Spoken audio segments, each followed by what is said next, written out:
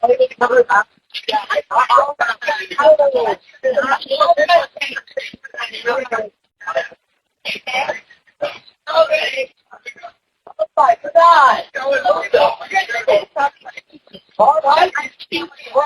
we're at the west tip of Horn, and our bilge pump stopped working. We're sinking. Can y'all please come? We have a membership. Hey, up! Shut the fuck up!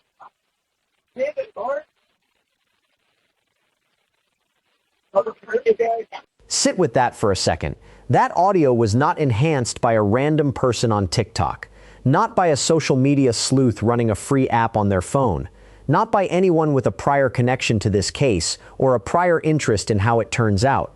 It was enhanced by a professional audio engineer with 15 years of experience, using industry-standard professional software, working from the exact same official recording released by the Mississippi Department of Marine Resources, the same government agency, the same audio, a professional tool, 9 hours of work.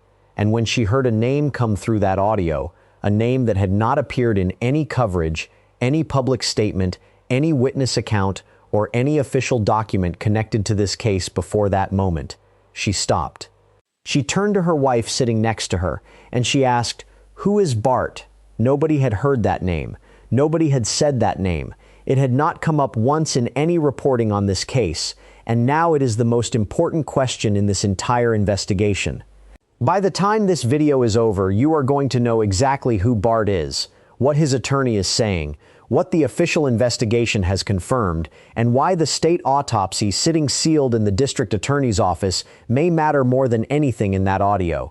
This is what we know as of today. Her name is Janetta Brantley. She goes by Netta online. 15 years as a professional audio engineer. Not a side hobby, not a passion project. Her profession, the thing she does every day for a living.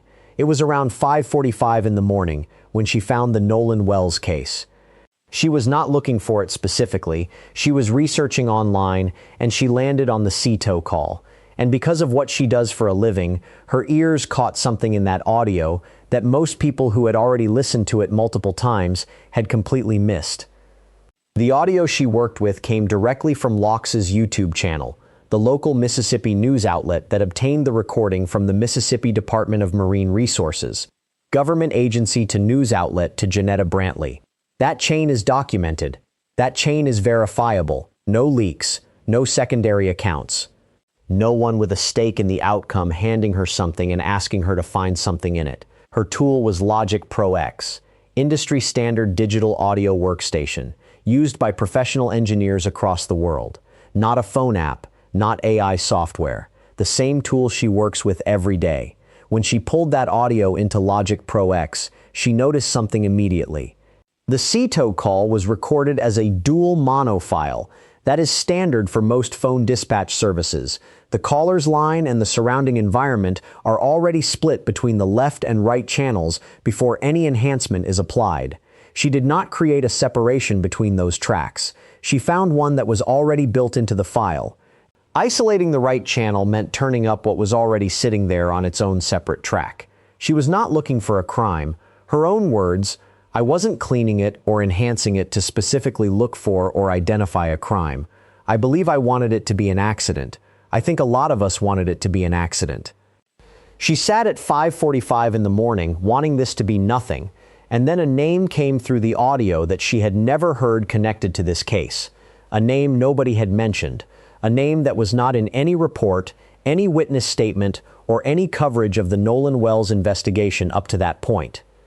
She posted her enhanced video on Instagram with a full transcript of what she believed people were saying and told her followers specifically to draw their own conclusions by comparing it to the original. She did not point them toward a verdict. She showed them what she heard and stepped back. And then she said something that matters more than anything else about her credibility. She told investigators they have better equipment. She did not guard her work. She actively invited the FBI to apply superior forensic tools to the same audio and see what they find. That is not the posture of someone manufacturing evidence. That is the posture of someone who heard something real and is waiting for the process to confirm it. So what exactly did she hear? because when you lay it out in sequence, every word, in order, it does not sound like garbled noise that a transcript is filling in. It sounds like a conversation. Now let's get into what that audio actually contains. But before the words, you need to hear it for yourself.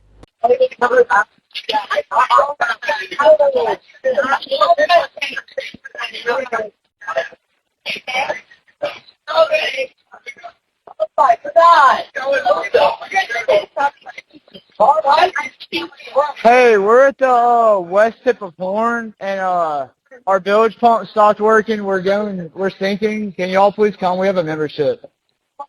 Hey, up! Shut the fuck up!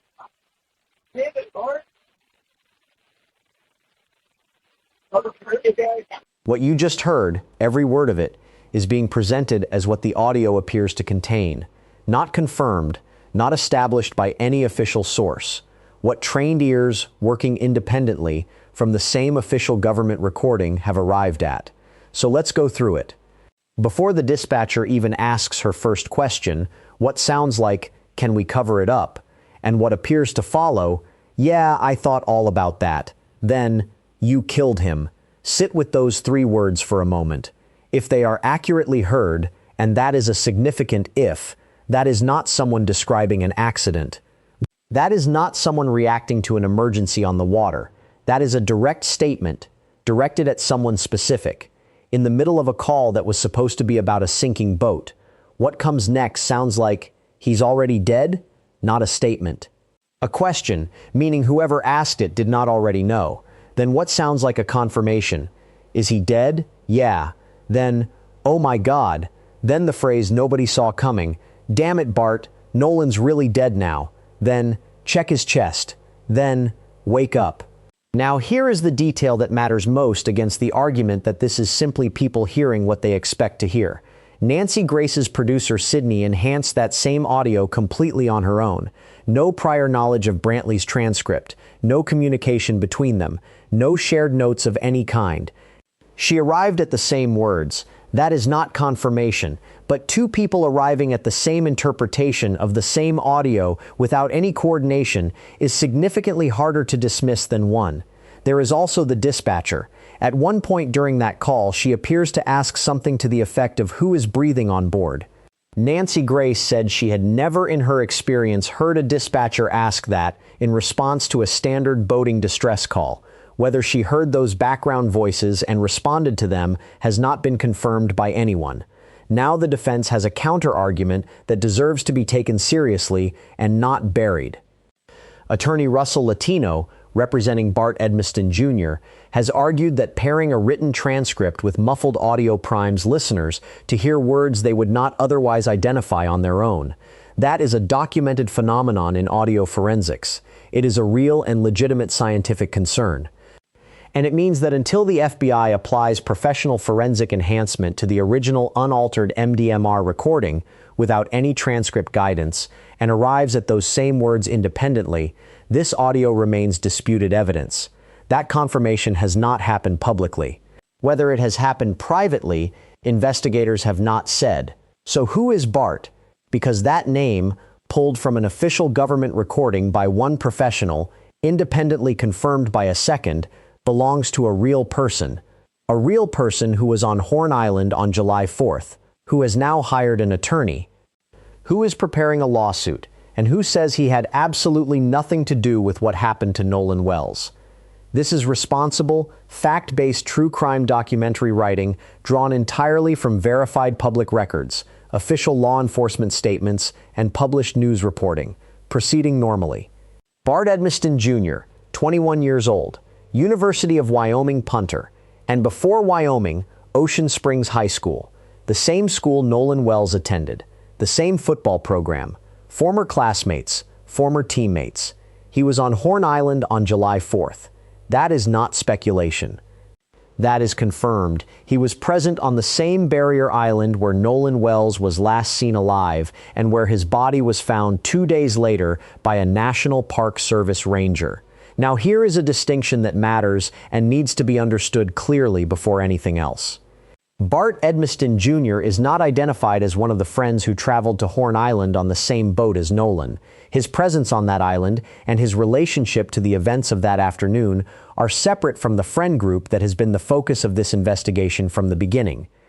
His attorney's account of why he was there: he was helping a boat in distress. That was the picture before Janetta Brantley published her enhanced audio. The moment his name surfaced in that recording, the picture changed entirely. Social media did not wait for context. Online influencers with hundreds of thousands of followers began making direct accusations connecting him to Nolan's death. The threats that followed were not abstract. They were credible enough that his family retained legal counsel and released a public statement.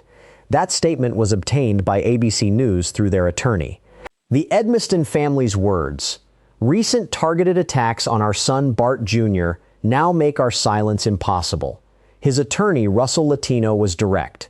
Bart Edmiston Jr. did not kill or in any way contribute to the tragic death of Nolan Wells. All he did was help a boat that was in distress. Now look at what Edmiston did from the moment this investigation began, before his name ever appeared in any enhanced audio. He gave investigators his phone, his boat, his GPS device, voluntarily. No warrant required, no legal pressure applied. He did not wait to be asked twice. Latino also confirmed that at least 20 people can account for Edmiston's actions on July 4th. 20 potential witnesses to a specific timeline on a specific day. That is not a number you manufacture. That is a number that reflects how many people were present and paying attention. His legal team sent a formal cease and desist letter to New Orleans-based online influencer Kymbra Li, a creator with hundreds of thousands of followers across Facebook and Instagram, demanding she stop making statements linking Edmiston to Nolan's death as a suspect. A defamation lawsuit is being prepared against others who made similar claims. On News Nation with Chris Cuomo, Latino addressed the audio directly. His words: "We don't see any legitimacy in a doctored transcript or doctored audio that comes with a transcript. It's a nice psychological sort of game that people play with garbled audio." His argument is specific. When listeners are handed a written transcript alongside muffled audio, their brains are primed to hear the words on the page rather than what is actually audible in the recording. That is not a defense attorney inventing a strategy. That is a documented phenomenon in audio forensics with real scientific grounding. And yet the question that nobody connected to this investigation has answered publicly still sits there. If Edmiston was simply helping a boat in distress, has a clean alibi, and 20 witnesses to his timeline, why does a name that sounds like his appear in the background of an official government audio recording that two independent engineers enhanced separately without coordinating their findings? That question is unanswered. Officially, completely unanswered.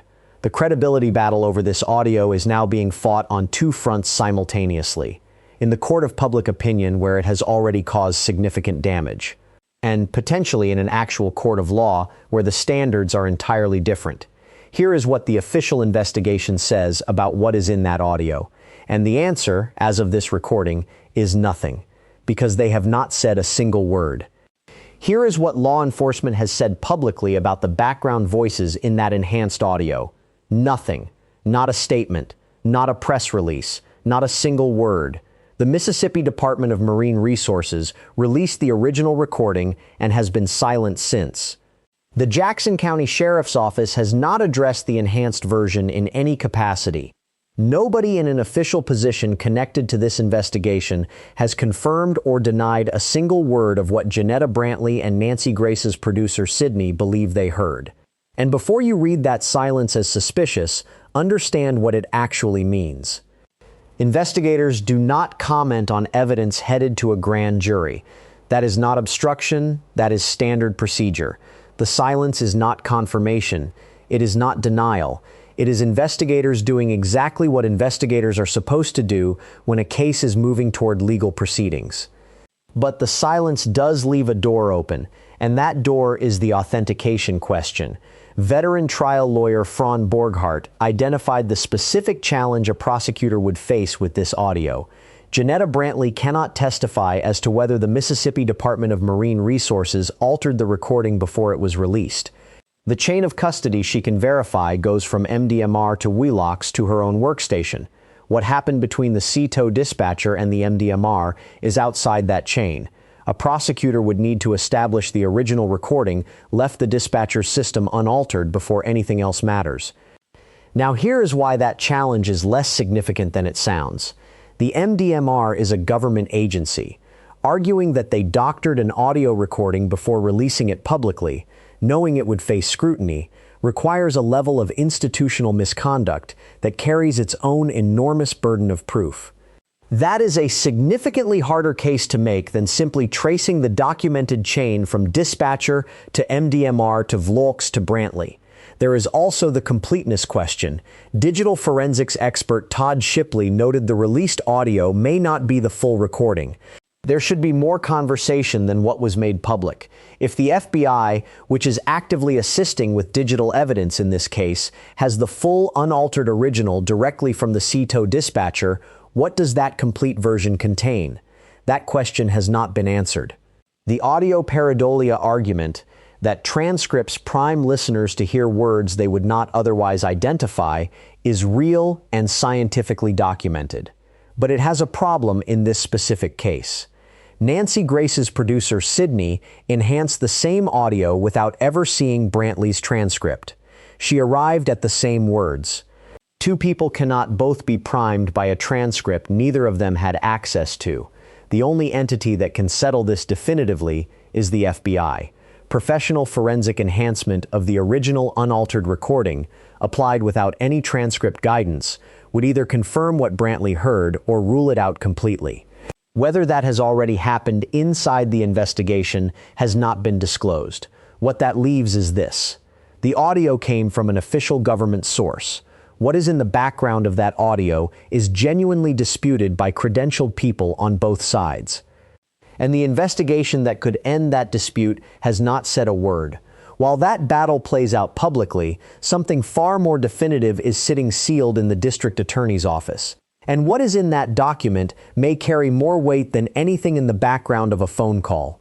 The enhanced audio is disputed. What is not disputed is this.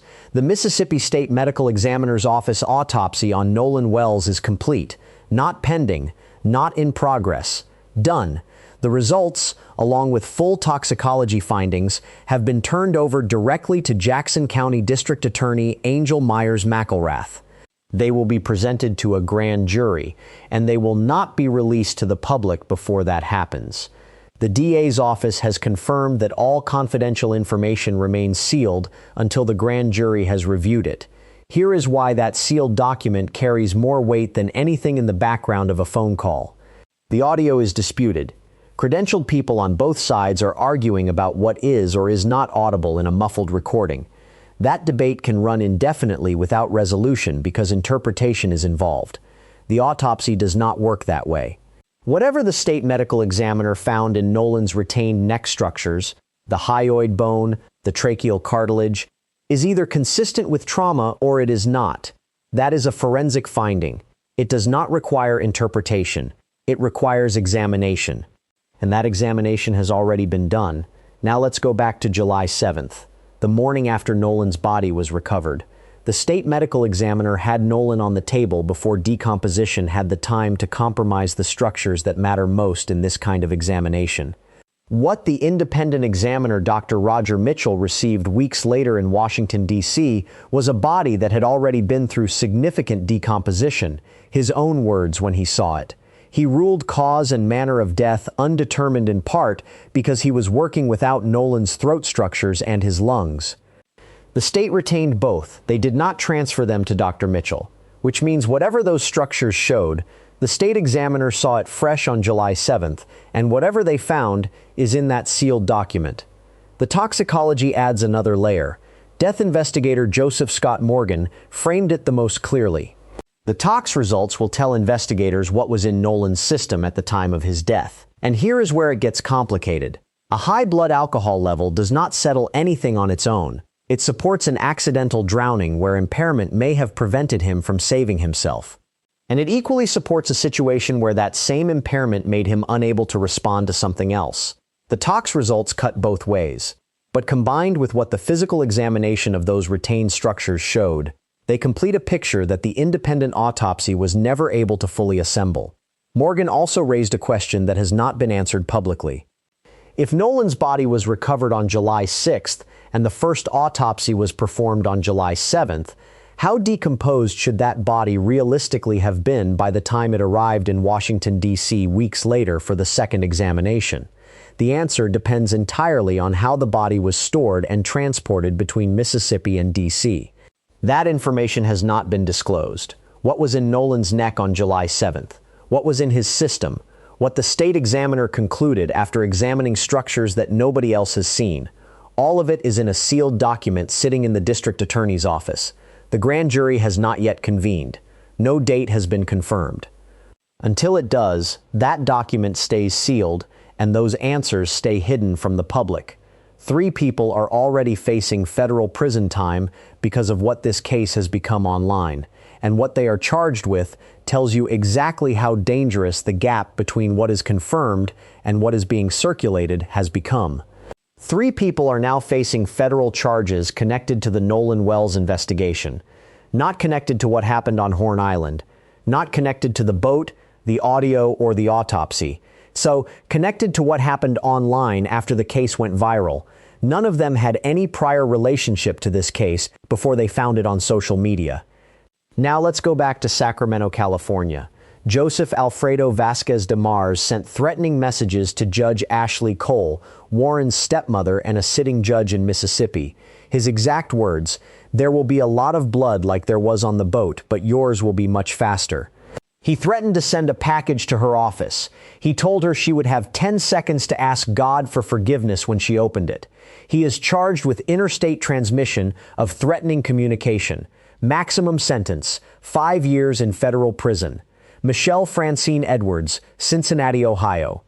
She called Mississippi law enforcement officials more than 25 times. She told them, "Don't go outside." She made bomb threats against government offices. Charged with transmitting threatening communications in interstate commerce.